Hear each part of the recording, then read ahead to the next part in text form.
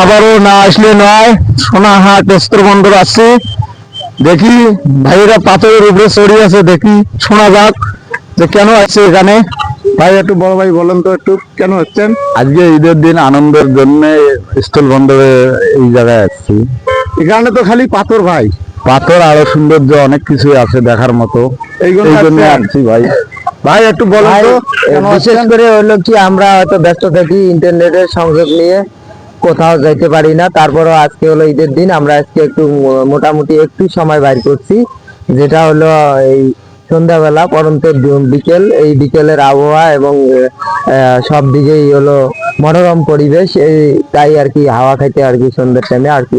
আর এখানে কি ভালো লাগে না খারাপ লাগে ভাই? হ্যাঁ, অবশ্যই, যেহেতু সন্ধ্যাবেলা বিকেল টাইম অনেক সুন্দর আবহাওয়া, ভালো লাগে, সবকিছুই ভালো।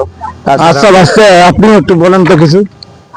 বলার মতো কিছুই নেই, দীর্ঘদিন থেকে আসতে আসতে ভাব কিন্তু আসা হচ্ছে না, সময় মেলে না কাজ কামের ব্যস্ততার কারণে। আর যেহেতু ঈদুল আজহা, ঠিক আছে, ঈদ উপলক্ষে আমরাও বর্তমান ফিরে আছি, ব্যস্ত নেই, তার মানে ঈদ আনন্দের কারণে আমরা সোনাহাট স্থল বন্দর যাচ্ছি। বেড়া করে অনেক করলাম, অনেক ভালো লাগলো। আপনারা সবাই আসবেন, যে যেখান থেকে দেখতেছেন আমাদের ভিডিওটা অবশ্যই লাইক কমেন্ট শেয়ার করবেন।